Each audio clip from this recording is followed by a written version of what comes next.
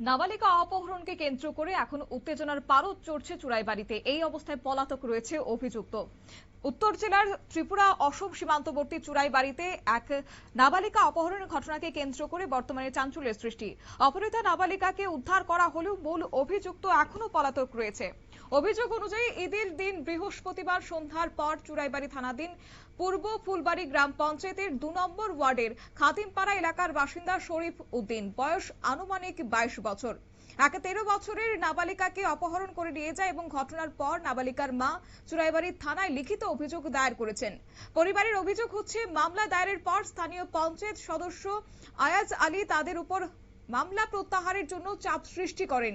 অভিযোগ এও রয়েছে, শুক্রবার রাতে টংছড়া এলাকা থেকে নাবালিকাকে উদ্ধার করে থানায় পাঠানোর ক্ষেত্রেও তিনি সক্রিয় ভূমিকা নেন। ঘটনার প্রতিবাদে স্থানীয় বাসিন্দারা চুরাইবাড়ি থানায় গিয়ে সুষ্ঠু তদন্ত ও দোষীদের বিরুদ্ধে কঠোর ব্যবস্থা নেওয়ার দাবি জানান। শুনুন বিস্তারিত।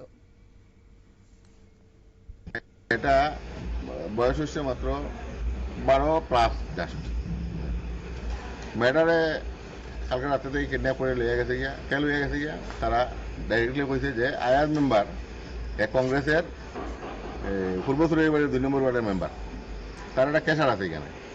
সেই কেশারে যে আসামি ছেলেটা, তার নাম হলো শরীফ, তার বাবার নাম আমি জানি না। এই ছেলেটা কিডন্যাপ করছে, তার মায়ে আমার খুঁজছে। হওয়ার পরে আমি বলছি ঠিক আছে তুমি একটা এফআইআর করো। তো তারা যখন এফআইআর করছে, এফআইআর করার করিয়া তারা খালি এফআইআর করছে, করার ঘন্টা ২-১ ভিতরে আয়াজ মেম্বার আইছে, মেয়েটার মার কাছে আইয়া এক ধরনের থ্রেট যে তোমরা কেসটা উড্ডু করো, আদারওয়াইজ তোমরা অসুবিধা হইব। আয়াজ মেম্বারে কইছে ঠিক আছে মাইয়া আমি উদ্ধার করে দিব। বালিছড়ার দিকে একটা নাম জায়গা আছে, সেটা কুলিছড়া। কুলিছড়া লইয়া গেছে, কুলিছড়া লইয়া গিয়া মেয়েটা কই আছে সপ্তাহে মানে ডিরেকশন দিয়েছে।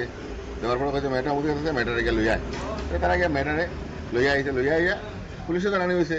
পুলিশের কেন মেয়ে উদ্ধার করার ব্যাপারে কোনো ভূমিকা আছে বলিয়া তো আমার কোনো মনে হয় না। মেয়েটারে লইয়া যখন আমরা থানাতে আবার আলোচনা করছি, কইছে আপনারা থানাতে আনছে। আমি মনে করি যে আসামি শরীফ যে মেয়েটারে কিডন্যাপ করে লইয়া গেছে, তো এখানে আয়াজ মেম্বার দেখে সারা মালিক হে মানে পুঙ্খানুপুঙ্খভাবে জড়িত। এটা তার উপরে আমার এটা একটা কমপ্লেন। হে পুঙ্খানুপুঙ্খ জড়িত আছে। আদারওয়াইজ হে কেমনে গাড়ি দিয়ে লইয়া যায়, মাইয়া উদ্ধার করে, পুলিশে কুদিয়ে পায় না, হে কুদিয়ে পায় কিভাবে? হয়তো আমার এখানে আমরা কেউ কাজ করতে পারে, আমার কর্মচারী হইতে পারে। আমার কর্মচারী এটা অপরাধ করিয়া হয়ে গেছে কি আমি কেমনে জানি? নিশ্চয় আমার কাছে ইনফরমেশন আছে, হে আমার কইয়া দিছে, আদারওয়াইজ আমি করাইছি, এর লেগে আমি সব কিছু জানি।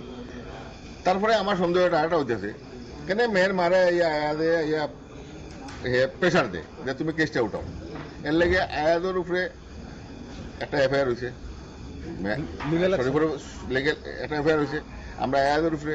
এবং যে আসামি মেয়েটা নিয়ে গেছে 12 বছরের একটা মেয়ে, খুবই দুঃখজনক ঘটনা। তখন আমরা কথা হয়েছে কি, এখানে যে আসামি আছে শরীফ, আয়াজ এটারে লিড করছে, আয়াজ সহ আমরা লিগেল অ্যাকশন লাগে। আদারওয়াইজ অপহরণ কাণ্ডে পঞ্চায়েত সদস্য আয়াজ আলীর ভূমিকা নিয়ে উঠছে প্রশ্ন।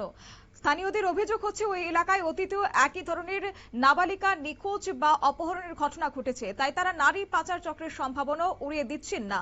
অপহরণকারী শরীফ উদ্দিন এবং ঘটনার সঙ্গে জড়িতদের দ্রুত গ্রেফতার করে আইনের আওতায় আনার দাবি উঠেছে। এদিকে পুলিশ নাবালিকার শারীরিক পরীক্ষা সম্পূর্ণ করেছে এবং ঘটনার তদন্ত শুরু করেছে।